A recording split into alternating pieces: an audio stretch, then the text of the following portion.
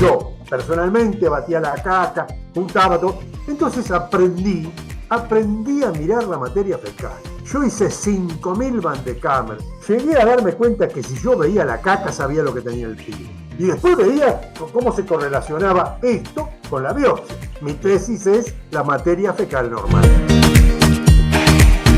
Trigo moderno no tiene nada que ver con el Eikon, con el Emer, con los trigos ancestrales, Claro, con 14 cromosomas que ni siquiera tenían elasticidad. El paleolítico comían 3-4 días y después no comían 5 días porque iban a cazar y no tenían hambre. ¿Quién es Eduardo Huetorruga? Mirá, yo soy un médico, estudié medicina en la Facultad de La Plata, en la Facultad de Medicina de La Plata, que pensé que iba a ser cirujano. En las guardias yo hacía suturas, me salían bien. Bueno, pensé que iba a ser cirujano y peor, cirujano plástico, porque hacía reparaciones que me salían bien. Pero cuando cursé pediatría, supe que era la medicina. Supe que era el examen clínico, que era el análisis de los chicos, que era hablar con la madre, que era la paciencia, que era contener a una persona y dije, no, no, no, yo voy a ser pediatra. Entonces me fui como practicante. En la época mía se podía ser practicante sin ser médico, entonces vos estabas al lado de un médico pediatra y veías cómo hablaba el pediatra con la madre y cómo la contenía. Algunos cómo maltrataban a la madre, otros cómo le hablaban perfectamente bien, con respeto, cómo revisaban el chico, cómo tenían sentido de gravedad. Y dije, esto es lo mío. Bueno, y estaba cursando pediatría con el doctor Rasman y vino a La Plata el doctor Horacio Tocalino, que era un reconocido gastroenterólogo, te diría, fundador de la gastroenterología infantil en el mundo, porque fue el primero que se dedicó a la gastroenterología infantil. Y nos enseñó con una precisión matemática, porque la medicina es matemática. Vos en la célula, en la reacción celular, sumás 2 más 2 y te da 4. Que a vos te dé 5 es un problema de tu cabeza, no es un problema de la célula. La célula da 2 más 2 más 2, 6. Que vos no interpretes, que no conozcas un número y que te dé 4, que te dé 5, es un problema tuyo. Nosotros somos una ecuación matemática perfecta que cuando falla da un producto que se llama muerte. Así de simple. Bueno, yo supe en esa charla que si vos tenías pérdida de grasas en materia fecal, podías tener 2 problemas. O no las digerías o no las absorbías. Entonces, si no las digerías, el problema era enfermedad fibroquística de páncreas. Y si no las absorbías, era enfermedad celíaca. De afuera, el celíaco y el fibroquístico se parecían mucho, pero de adentro eran totalmente distintos. Entonces, había que saber si un paciente con esteatorrea digería mal o absorbía mal. Para eso dábamos desilosa, que era una sustancia que se absorbía, no necesitaba digestión. Si había una mala absorción de desilosa, el problema era enfermedad celíaca, porque no requería digestión. Y si vos tenías una desilosa normal, quiere decir que se había absorbido, el problema era fibroquística. Entonces dije, esa es la medicina. Fui a trabajar con Tocalino y para suerte mía me tocó trabajar en una sala de metabolismo y hacer análisis de absorción. Yo personalmente batía la caca, juntaba todo. Entonces aprendí a mirar la materia fecal. Yo hice 5.000 Van de Kamer. Llegué a darme cuenta que si yo veía la caca sabía lo que tenía el pibe. Si, te cuento así para que te ubiques en lo que para mí es la medicina matemática. Si vos tenías pequeños pedacitos de grasa, pequeños pedacitos de proteína, pequeños pedacitos de almidón, podías pensar que tenía un tránsito rápido. Y esto era una... Si vos tenías un montón de glóbulos de grasa y un montón de proteína, esto era enfermedad fibroquística. Y si vos tenías un montón de grasas y nada más, era un celíaco. Entonces yo miraba la caca y sabía que era el paciente. Y después veía cómo se correlacionaba esto con la biopsia. Mi tesis es la materia fecal normal. Bueno, vine a La Plata con una medicina matemática que no era mágico. Entonces yo discutía con la gente que creía que era tal cosa. Yo sabía que era tal cosa. Había estudiado 4 años en un servicio que era un ejercicio militar. Después supe que Tocalino había hecho el servicio, había hecho la escuela militar. La escuela militar y había dejado porque había tenido una tuberculosis. Pero tenía el régimen militar puesto en la cabeza como yo. Como yo, soy un tipo disciplinado en todo. Hasta para hacer un paquete soy disciplinado. Me doy cuenta al toque la persona que inventa. Bueno, cuando vine a La Plata, hice un servicio disciplinado. Tenía un cartelito que decía, si sos caótico y sos genial, podés quedarte. Porque el caótico vos lo soportás porque es genial. Si sos común y sos ordenado, podés quedarte. Pero si sos común y sos caótico, andate. Así decía, cuando alguien venía a trabajar al servicio, yo le decía, lee el cartel. ¿En qué parte estás vos? Yo soy común, pero soy ordenado. Entonces vas a ser útil. Porque, Eduardo, y vos has sido un precursor en el abordaje en el país de la patología celíaca.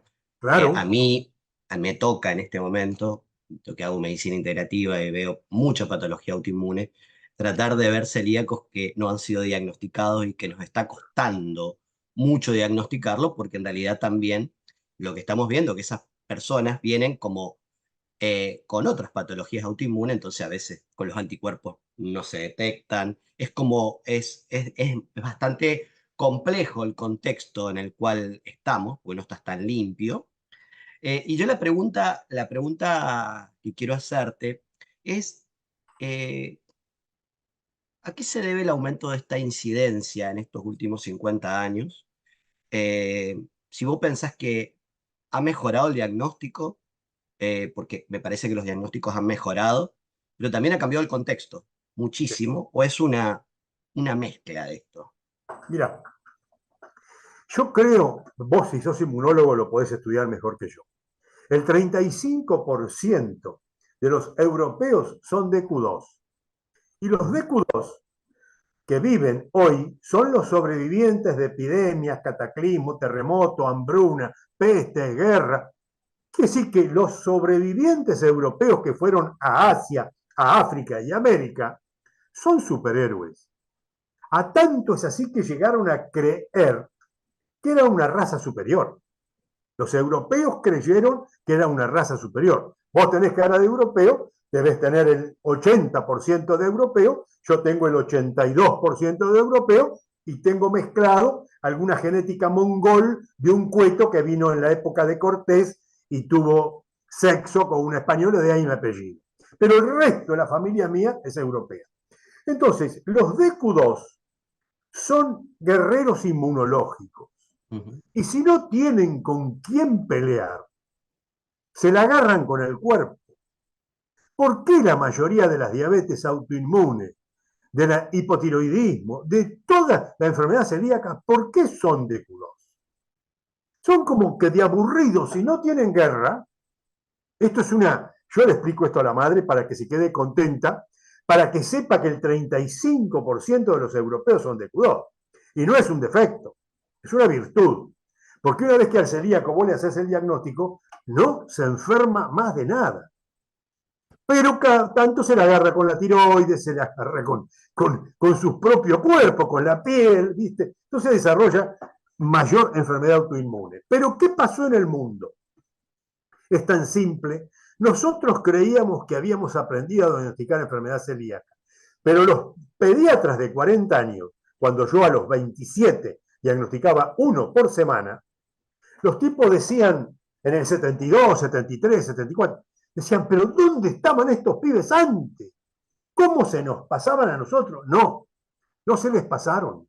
Lo que pasa es que en el año 68, 67 aparece Vitina y en el año 68 aparece Nestún como una revolución de la nutrición moderna. Bueno, en la década del 70, en realidad desde la década del 50, hay todo un redireccionamiento del Departamento de Agricultura de Estados Unidos a la pirámide nutricional basada en cereales, que fue totalmente redireccionado. Las universidades, a partir del informe de Kay, que en realidad dijo que el problema eran las grasas, el problema que fue redireccionado, y a partir de ahí todas las universidades, los que toman las decisiones, la industria, 11 porciones u 8 porciones de raciones de cereales en el día, todo eso lo venimos mamando desde hace mucho tiempo, ¿Sí? que llega después a la Argentina, pero esto fue en todo el mundo prácticamente,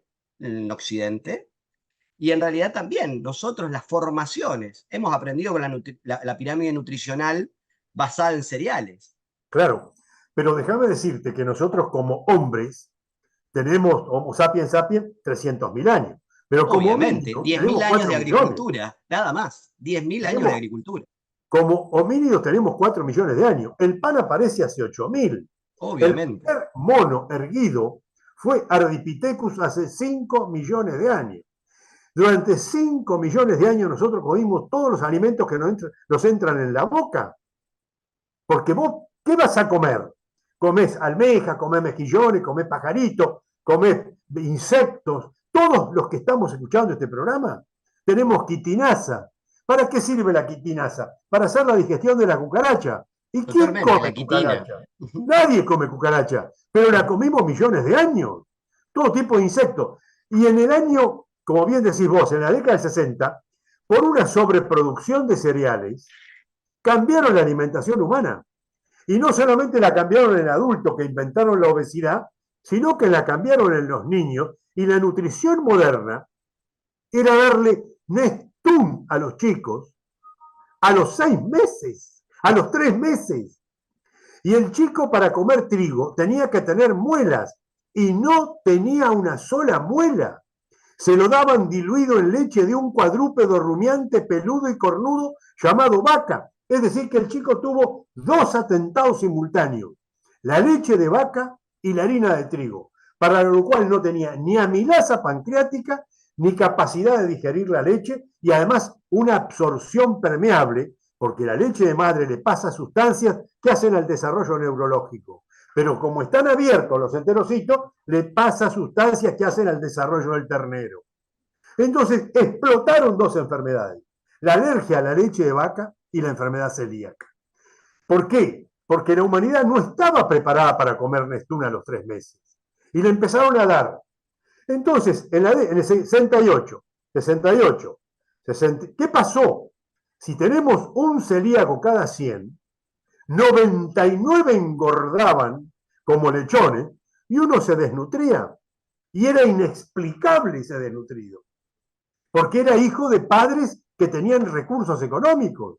Y nosotros decíamos que eran problemas sociales. Y cuando vino Tocalino dijo, ¿por qué el problema social se ensaña con un solo miembro de la familia? ¿Por qué los hermanos del desnutrido social son gordos, la madre es gorda y el padre es gordo? Porque el padre no era celíaco, la madre no era celíaco y los hermanos no eran celíacos. Entonces nosotros aprendimos a estudiar al desnutrido tempranamente porque era un celíaco, que si es hijo de un médico y una abogada, le hace el diagnóstico en cuanto lo ve.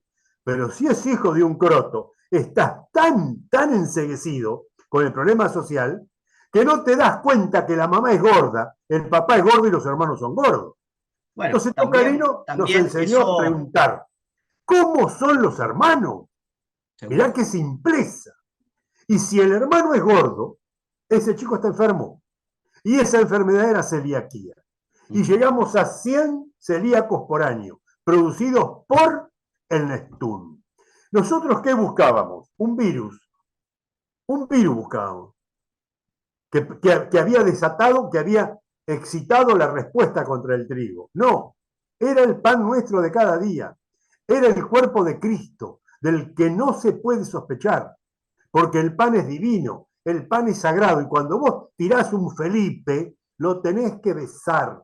La gente está loca, loca. Que el Eh, pan sea Jesús, y que tengas que besar a un Felipe es demencia religiosa. Yo no tengo ningún problema. Todos los libros que están acostados ahí están leídos. Todos hablan de filosofía, antropología, historia de la humanidad. A mí no, yo no digo esto por un espasmo, porque el hombre tiene millones de años. El trigo 8.000. La Biblia 3.500. Sí, y aparte también que el trigo moderno, estos entrecruzamientos, el trigo moderno, no tiene nada que ver con el Eikon, con el Emer, con los trigos ancestrales con Claro, tal 14 cual, tal cromosomas cual. que ni siquiera tenían elasticidad, ni siquiera tenían elasticidad para formar una masa, o sea, no es el sabor ni no tiene nada que ver con el trigo moderno. Y también lo importante también es el papel que han jugado ciertas instituciones médicas, ciertas instituciones en favorecer y en avalar este tipo de prácticas. En la Asociación Cardiológica, la Asociación de Diabetes, han avalado un montón de veces esta práctica alimentaria que viene hace 50 o 60 años, que hasta ha aumentado las raciones. Vos fíjate lo que comía una persona, ¿cuántas veces podía comer en un día la década del 50, 60? Dos veces. ¿Mm? Bueno, Después nos dijeron que tenía que comer cinco, después nos dijeron que tenía que comer seis. el paleolítico comían 3, 4 días y después no comían 5 días porque iban a cazar y no tenían hambre. Yo, cuando leí eso del paleolítico, me hice ayunos. Yo cada tanto hago 4 días sin comer absolutamente nada de nada. Los 3 primeros no me cuesta nada. El cuarto ya me resulta pesado.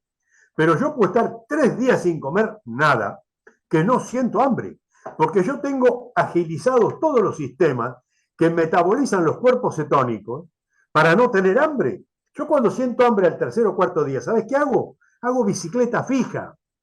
En los cuerpos cetónicos los quema la cabeza para pensar y los quema el músculo para salir corriendo. Porque a veces vos corres al león, pero el león a veces te corre a vos. Y vos llevas 4 días de ayuno. ¿Y con qué corres? Corres con los cuerpos cetónicos. ¿Cuáles son los dos Obviamente. lugares donde se queman los cuerpos cetónicos? En el cerebro y en el músculo. Ahora, si vos tenés atrofiados los mecanismos de quemar los cuerpos cetónicos, vos no podés aguantar 1 hora de ayuno. Y es verdad lo que vos Bueno, decís, me parece te hacían que, comer una porquería cada 2 horas. Este es el origen de la obesidad. Eduardo, bueno, coincido plenamente que, bueno, al tener este tipo de alimentación basada en carbohidratos, en realidad la sensación de hambre se ha perdido. Los mecanismos del hambre, de la sed, son mecanismos que están tuneados, están tapados por el sistema, o sea que en realidad, entonces esos son los que tenemos que recuperar. El tema del ayuno, de que vos decís, bueno, es un sistema que puede recuperar el hambre y realmente vas a comer cuando tengas hambre. Muchas veces las personas cuando están con tanta cantidad de carbohidratos, con tanta cantidad, ese sistema se ha perdido. Entonces, empezar a hacer eso en un contexto donde en realidad las políticas públicas están basadas en hidratos de carbono refinados, ¿m? Porque esto que vos planteas es muy interesante, porque yo pienso que la alimentación es un acto político, pero también esta simbiosis de las políticas de la vulnerabilidad basada en hidratos de carbono, en realidad tenemos chicos vulnerables, obesos, ¿m? Actualmente. ¿M? Claro, la Coca-Cola tiene 6 bananas. Una botella de Coca-Cola tiene 6 bananas. Si el chico se come una botella, toma una botella de Coca-Cola, se está comiendo 6 bananas.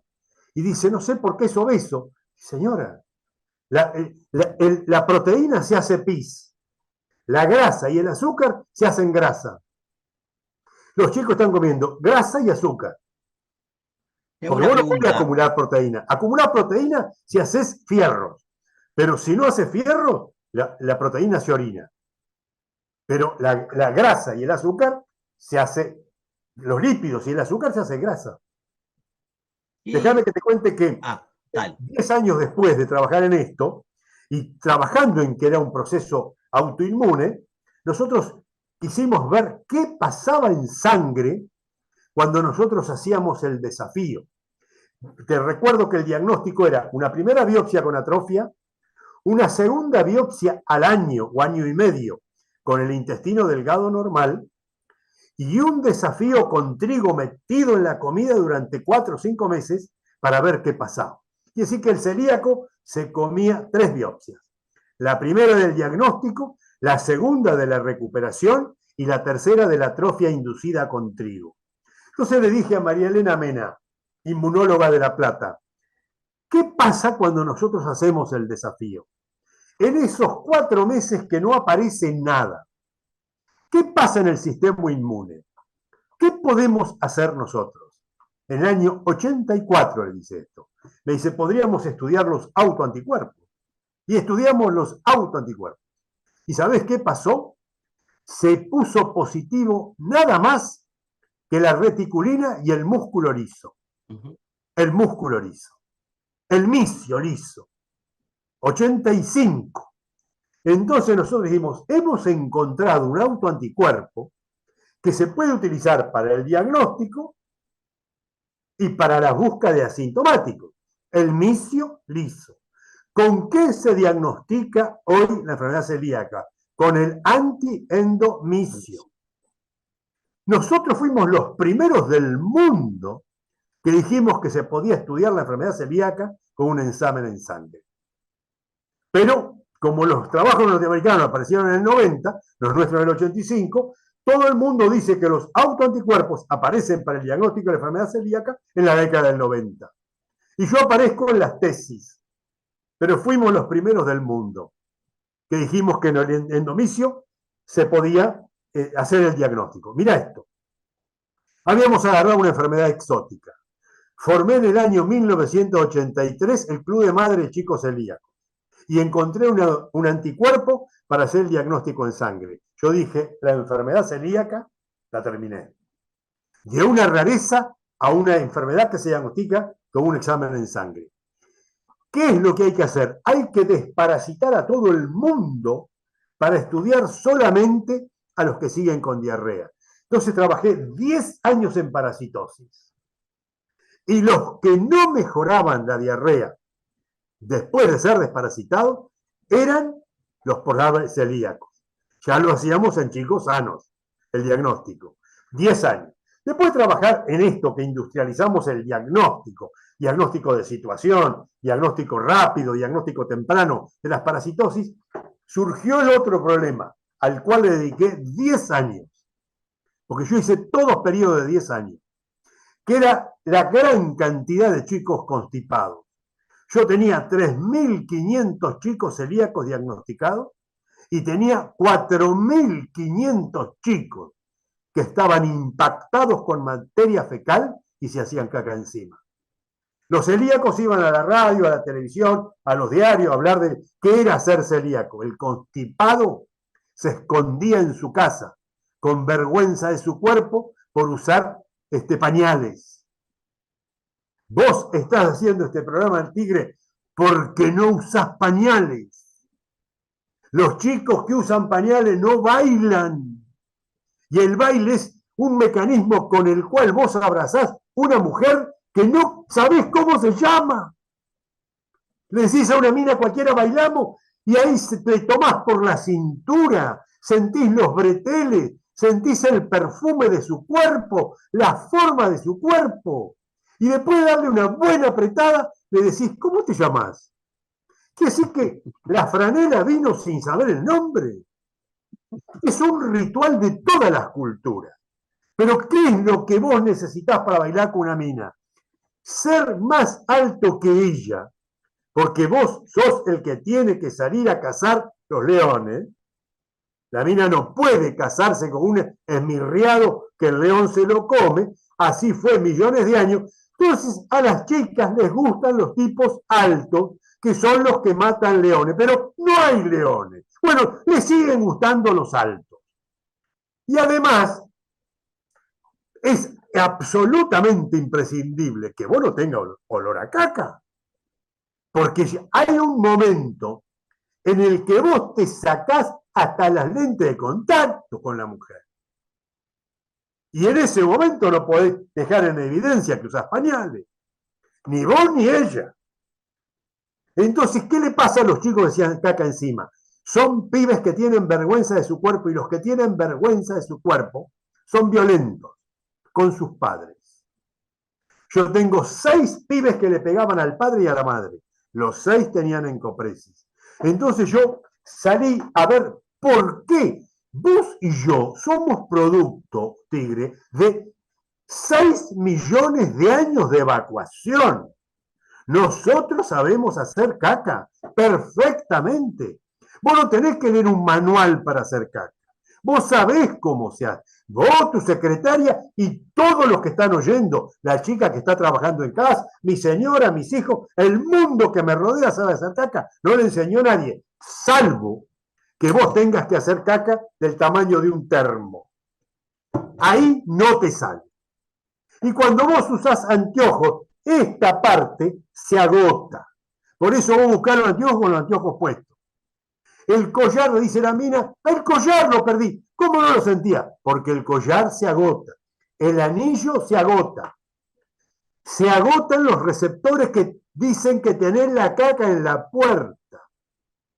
Entonces vos no cerrás el esfínter anal externo, que es voluntario. Si yo te pido a vos, a la secretaria y a todos los que escuchan este programa, que cierren el orificio anal a conciencia, lo cierran en este momento, a pedido mío. Y eso ocurriría si baja la caca. Pero si la caca está ahí, vos no cerrás el esfínter anal externo porque no lo sentís ya llegar. Ya se agotó el receptor. Entonces dejás el esfínter anal externo relajado y comenzás a hacer caca. Y vos podés decir en la radio que sos celíaco, pero no podés decir en la radio que te cagás encima. Es un submundo. ¿Y sabés cómo empieza este problema? Con el yogur, que es un queso crudo. Y si vos comés queso todo el día, te tapás.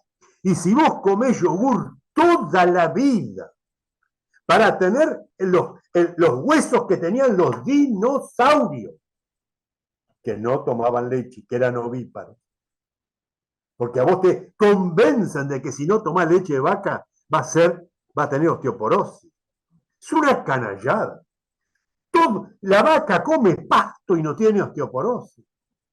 El pasto humano se vende en la verdulería. Es muy difícil encontrar un alimento en la tierra que no tenga calcio. Pero el único que hace publicidad es la leche. Entonces vos terminás tomando un vaso de leche de vaca, que es un cuadrúpedo rumiante, peludo, cornudo y bobo, para que tu hijo sea abanderado de la escuela. ¿Qué pasó con la gente? Los enloquecieron. Entonces, si no tenés un yogur, vas a tener osteoporosis. Ahora, ¿cuál es el problema de la gente que come queso todo el día? Constipado. Por el periné de la mujer, te lo dibujo, pasan hijos, pasan hombres y pasan soretones. Lo único que se puede modificar en tamaño es el soretón.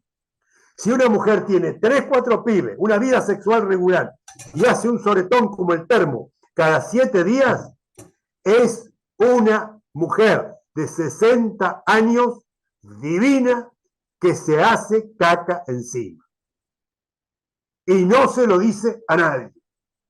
Pero no pueden viudar, porque a partir de los 60 años es íntimamente impresentable. Vos la ves divina, pero se lavó, se bañó y se puso un apósito o la bombacha plenitud, porque en la vida íntima se caga encima y al marido que la adoraba no le importaba. Pero no puede establecer una nueva relación y decirle a la nueva pareja que tiene un pequeño problema. Se caga encima. Entonces yo lo que tengo que hacer... Te quiero hacer una pregunta, Eduardo. Y con esto que vos planteás de este tipo de alimentación, también lo que vimos también es cómo se redireccionó las instituciones, la industria hacia el gluten free y en relación a, por ejemplo, poner comida real, que eso también muchas instituciones se redireccionaron a ese sistema y tenemos chicos celíacos obesos. O Sí, sea, claro, claro. entonces es como una contradicción que en realidad decir, bueno, a lo mejor esto es una liberación no comer este tipo de alimentos y se redireccionan a otro tipo de alimentación en base a fructosa, a gomas, a...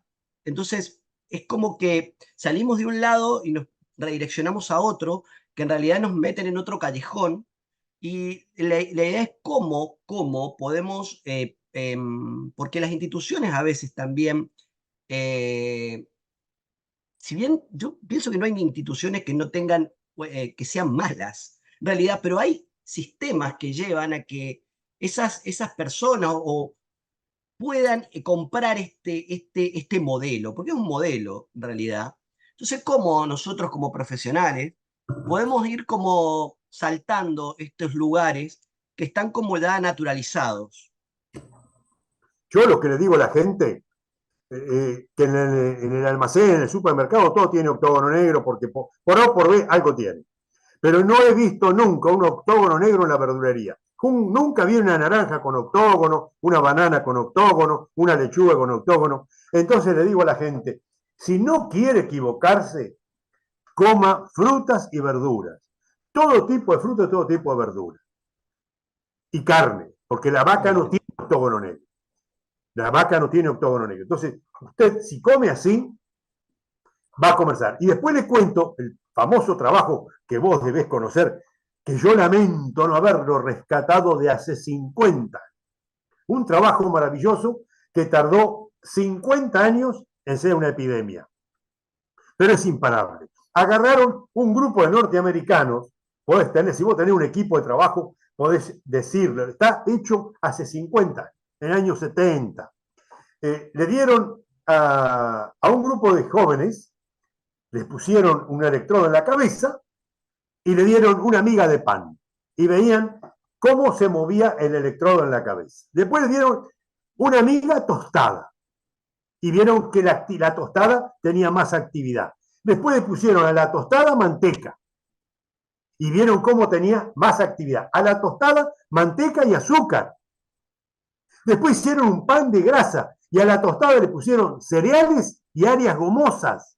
De modo tal que cuando vos agarrás una tostada hecha previamente con grasa, enriquecida con manteca, con sal y azúcar, y unos cereales y unos pedacitos de guinda, vos tenés un espasmo de placer en la boca. Entonces, ¿qué hicieron la industria de la galletita? Le ponía a todo lo que hacía sal, azúcar y crocantes y cereales.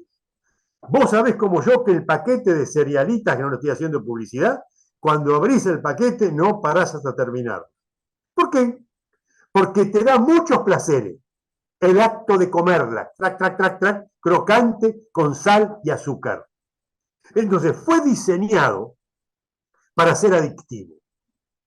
Y lo lograron. Entonces yo le digo a la gente, no coma nada de kiosco. El chico puede comer lo que hay en un kiosco el domingo, porque el domingo es un día loco. Usted el domingo puede comer todo lo que tiene octógono, o el sábado, elija el día, pero el resto de los días de la semana coma la verdulería y la carnicería.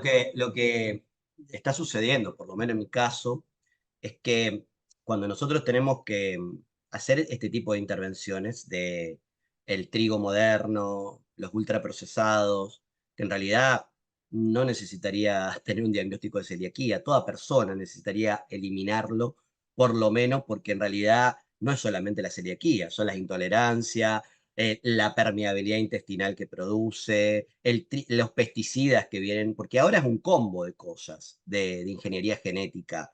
Entonces, el desafío es también que cuando tenemos una persona pequeña, un niño que es diagnosticado de celiaquía, a veces nunca tuvo contacto con eso, entonces lo que no se conoce no se desea.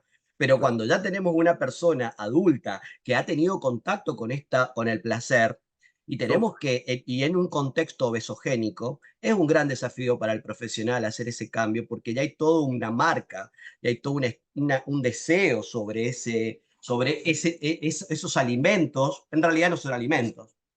Entonces, es un desafío como profesional y un cambio que hay que ir trabajando, porque cuando retiramos esto, esas personas no están esa situación de craving, le digo yo, de cuando ven y se desean y quieren. Entonces, bueno, eso es lo que está sucediendo porque han tenido mucho contacto y estamos diagnosticando desde celiaquía, intolerancia al gluten no celíaco, patología autoinmune y todas las patologías que tienen que ver con síntomas extradigestivos, que es lo que estamos viendo en este momento, que hay una epidemia de síntomas extradigestivos, más que digestivos, y que también es un desafío en el diagnóstico, que cuando tenemos que hacer estas eliminaciones, o por lo menos limpieza, decir, bueno, las personas tienen ese deseo, porque también el contexto los moldea. ¿No? Claro, mira, yo le decía a la gente, todos los maratonistas no se sacrifican. Después de los 3, 4 kilómetros, correr es un placer. A vos te salen las endorfinas, vos que tenés ganas de volar, picás, corres. Entonces yo a la gente le digo, no puede ser que toda esta gente que corre maratón esté loca y todos digan que es divino. Lo que pasa es que usted tiene que generar esta actividad. El calcio entra en el hueso que camina, no en el que ve televisión. Usted coma cualquier cosa de la verdulería y la frutería y salga a caminar.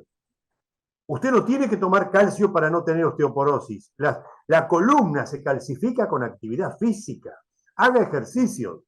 Entonces yo indico esto y va a haber el placer de hacer ejercicio.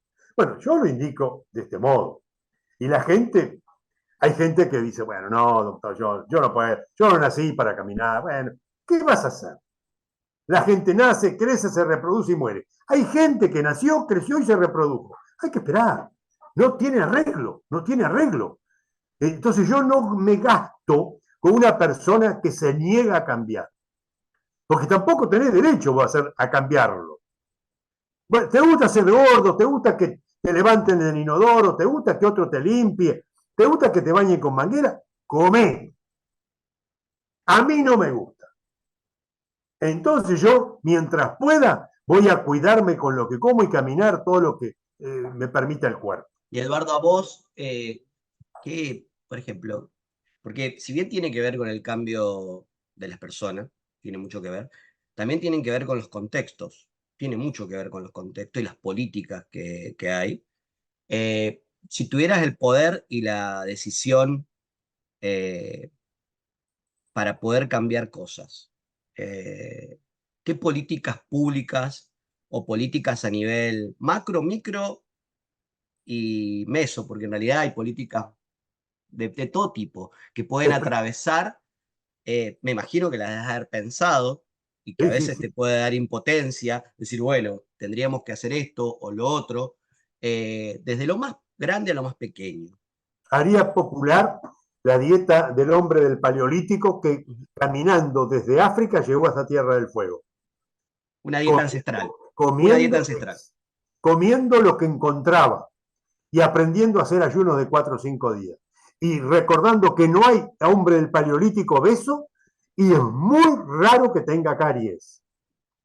Que la caries es la revolución de la alimentación.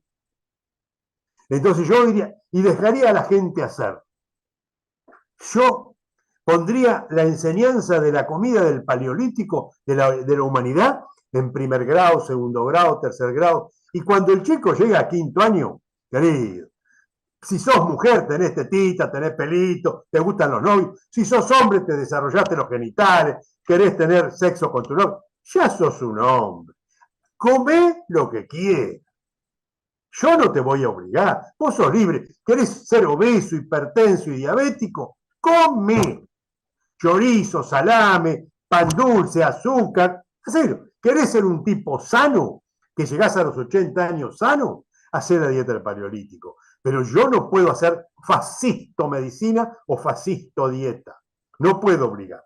Pero le enseño desde primer grado al pibe lo que es una dieta saludable. Y el beneficio de estar 2 días sin comer para tener aceitado el mecanismo del metabolismo de los cuerpos cetónicos. Así lo haría. Y esperar que pase el tiempo. Es decir, yo le enseño al pibe, yo le enseño al chico, y el chico crece. Le dice, no, pero los chicos no cambian. No, los chicos no cambian. Pero ese chico que tiene 6 años, está aprendiendo, va a ser diputado o presidente.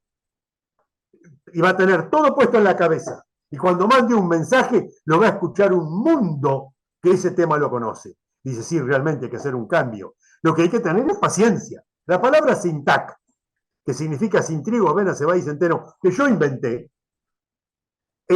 ahora la han sacado de vuelta para poner sin gluten. Pero yo la escribí en el año, tenía 22 años cuando la escribí. Y todo el mundo la conoce. Tengo paciencia. Han pasado 55. ¿Por qué la sacan? Porque si vos decís, vos fíjate que el gluten es una estructura que se hace en la mesada. Ujú. El grano no tiene gluten, el grano de trigo. Y la harina no tiene gluten. Cuando vos pones harina y tirás agua y lo amasás, ese pegote es gluten. Y la Totalmente. gente dice trigo sin gluten. El trigo no tiene gluten. Si la Son harina, prolamina, la principal problema es la prolamina. claro, las prolaminas tóxicas. Sin embargo, como esto es lo que se dice en Estados Unidos, han desplazado. La harina no tiene gluten. Los granos de trigo no tienen gluten. Gluten tiene el pan que se ha formado en la mesada. O sea que es mucho más correcto decir sintac que libre de gluten. Bueno, la palabra sintac la escribí hace 50 años y ahora ha sido sacada. Y hay un grupo de expertos en la universidad que está haciendo un escrito para mandar a la CONAL para explicar que libre de granos, libre de gluten, es un horror científico, que no podemos adherir a un horror científico. Lo que hay que tener es paciencia. Yo creo que nosotros tenemos que poner contenidos en la escuela.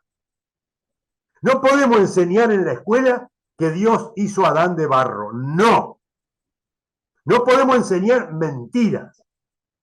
No podemos enseñar que lo durmió Adán y de una costilla piojosa hizo una mujer. Tenemos que enseñar que el sexo femenino estuvo en la tierra solo 2.000 millones de años, sin el muleto humano, hombre, perdón, el muleto masculino, que apareció hace 1.800 millones de años, que era para ver si podía mejorar la vida femenina. Para eso nos amputaron una pata de un cromosoma. Y nosotros somos el muleto que mejora las especies. Eduardo, mira, yo en esto todo el tiempo pienso cómo poder mejorar, porque uno puede tener gobernanza en el contexto de su familia y decir, bueno, acá en este contexto genera un entorno seguro, de vez en cuando salen, eso lo puedo tener, que en otros, en algunas familias no hay gobernanza, ese no hay entorno seguro, digo, bueno, el primer paso es generar un entorno seguro dentro de la casa. O sea, que se coma porque un niño tiene acceso a ciertos alimentos porque alguien se los compra o tiene acceso porque de ese lugar. Pero luego hay un montón de cambio de paradigma donde el chico tiene que comer dentro de un comedor escolar, que yo nunca comí, pero bueno, las políticas han ido, y que vienen bajadas de una estructura más meso y más macro, y que en realidad se van amalgamando dentro del paladar y el sabor. Entonces, las instituciones pueden decir, bueno, a ver, ¿qué pirámide me baso? Pero ¿quién son los que toman las decisiones? Es una cuestión de costos, de que tienen que tener hidratos de carbono en la base, de todos los días son fideos, de todos los días es un guiso, y en realidad ese es el tipo de paladar que se va utilizando y se va como grabando en la memoria de un niño y de un adulto también. Entonces, las políticas también tienen que ser a nivel meso y a nivel macro de las que toman las decisiones, porque en realidad a veces hay toda una industria desde YouTube, una persona que abre todo YouTube, hay una propaganda de un ultraprocesado, sí o sí. Y un niño en este momento ha cambiado el contexto, pasa bastante tiempo también adelante de una pantalla, no es lo que pasaba en la década del 80, en la década del 90. Hay mucha información dentro de la vivienda, de las redes sociales, que están continuamente. Entonces es un verdadero desafío de cambio del contexto en muy poco tiempo. Imagínate, nos estamos comunicando por Zoom, lo estamos comunicando por WhatsApp, en un lapso de 15 años ha pasado todo eso.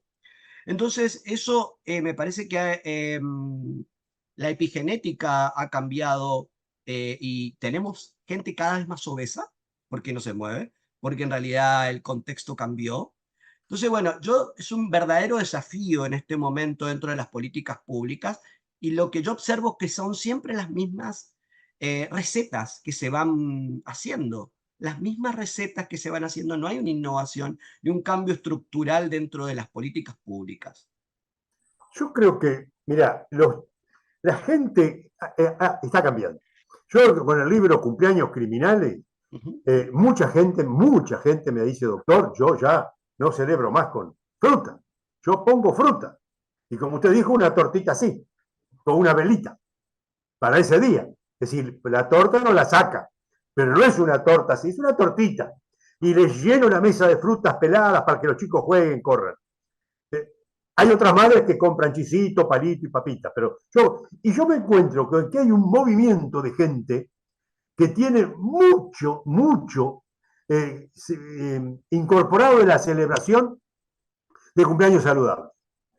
Estos chicos que hoy tienen 6, 7, 8 años van a ser funcionarios, van a ser funcionarios. Son funcionarios hoy los que comían chisito, palito y papita. Y Yo viven todavía. coincido mucho, para eso están este tipo de Entonces, podcast, este tipo de cosas para poder hacer redes de contención, para poder atravesar estructuras, para poder repensar las prácticas en salud, para poder la alimentación, poder repensarla.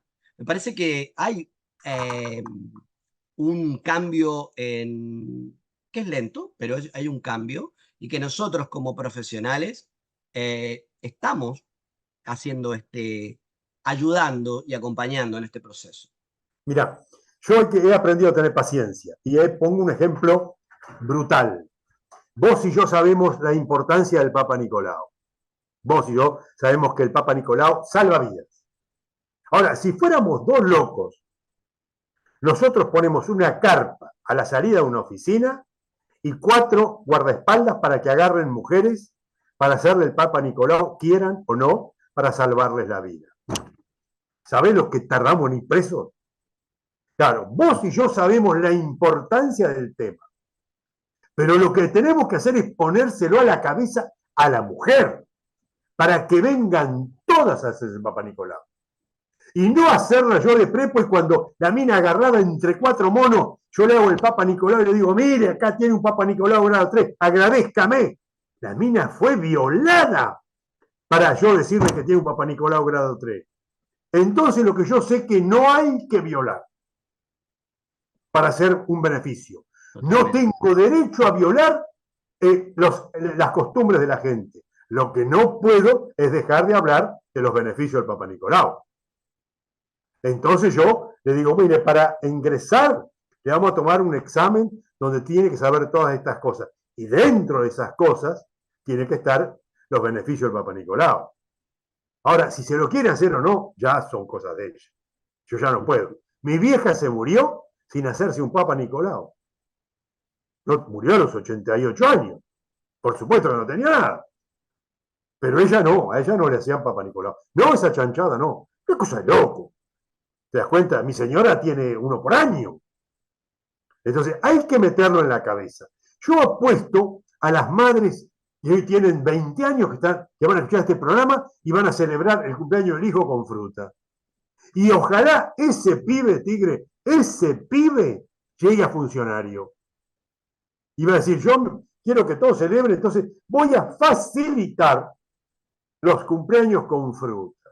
Después aparecerán las empresas que hacen ensalada de fruta para cumpleaños, con conservante. Bueno, va a ser mejor que comer papita, no tengo duda. Pero hay que tener paciencia y apostar al Totalmente, futuro. totalmente. Me parece que eh, para eso sirven estos tipos de conversatorios y llega a la gente. Ha habido, y no hay nada más poderoso que alguien que quiera cambiar. Hay un grupo de personas empoderadas que la verdad que son las que toman las riendas. Es como un mecanismo de implosión desde la comunidad, principalmente. ¿Qué, para cerrar, qué sueño tenés en estos años que te quedan? Sueño, Sí, ¿qué sueño tenés? Escribir, leer filosofía, leer los Ajá. sabios. He leído un libro, estoy leyendo varios libros, ¿no? De Baruch Spinoza. Me sorprende el talento de este hombre en el año 1640. Me sorprende, me sorprende la amplitud, la genialidad. Entonces, yo soy absolutamente ateo, no creo en nada, creo en el Big Bang, creo en el Big Está Bang. bien, bueno, Y yo, Einstein leía a Spinoza. claro, claro, yo creo que vos y yo somos un producto sofisticado del Big Bang. Si nosotros vamos para atrás, todo, 13.800 millones de años, somos el Big Bang. Y el Big Bang no tiene culpa. El Big Bang mandó una tierra hace 4.000 millones de años, una bola de fuego que se hizo una tierra que se fue enfriando, que se llenó de agua. Y bueno, un día se armó una estructura enorme de piedra que cayó de golpe en el océano Índico a la Tierra y se formó un tsunami que mató 300.000 personas. Esto no es la obra de Dios. No tiene nadie la culpa de un tsunami. Nadie tiene la culpa de un rayo. Nadie tiene la culpa que un terremoto destruya una ciudad y mate 100.000 personas. Nadie. El Big Bang. Es el Big Bang. ¿Qué vas a hacerle? Ahora, no creo en Dios porque si existe, no puede ser tan cruel. No puede ser tan cruel. El Big Bang no tiene la culpa. Nosotros somos un producto sofisticado del Big Bang, que hacemos un montón de dibujitos y vos sabés exactamente lo que yo estoy pensando. Entonces lo que yo hago es un montón de dibujitos y saben lo que estoy pensando. El montón de dibujitos se llama libro. Entonces eso es, mirá, qué simple. Plantar un árbol, vos te morís y el árbol sigue. Tener un hijo, vos te morís y tu hijo sigue. Escribir un libro, vos te morís y el libro sigue. Las tres cosas que se dicen importantes hacen a la trascendencia. Plantar un árbol, tener un hijo y escribir un libro. Yo hago eso. Planté muchos árboles, tuve 4 hijos, 2 y 2, y escribo libros para transmitir lo que pienso. Y sé que cuando cumpla mi ciclo, mi eternidad está en el carbono, hidrógeno, oxígeno, nitrógeno, zinc, calcio, sodio, potasio, magnesio, que es mi cuerpo, y sigo en el mundo. Y me hago lechuga, me hago tomate, no sé qué me voy a hacer. No quiero ser más que eso. Bueno, No quiero ser más que eso. dame 2 o 3 consejos a la comunidad o a la gente si tuviera que decir, estás escribiendo un libro y decir, bueno, dame 2 o 3 consejos Yo, sí, de la vida, y que diga, estos son las mejores enseñanzas que he tenido, y con eso cerramos, y la verdad que te agradezco un montón esta charla. Después vamos a hablar de filosofía algún día. bueno, yo, primero, a la gente tiene que actuar, vos tenés que actuar de acuerdo a tu conciencia, de acuerdo a tu conciencia. Vos no podés robar, no podés mentir, no podés, no podés. Tenés que vivir tranquilo, no te podés despertar sobresaltado. Si golpean la puerta de tu casa, vos tenés que ver quién es, no es la policía. Si vos crees que es la policía, vos has cometido un delito. Entonces, tenés que vivir tranquilo. Y en consejos de salud, yo le diría a la gente que se alimente en la verdulería y en la carnicería.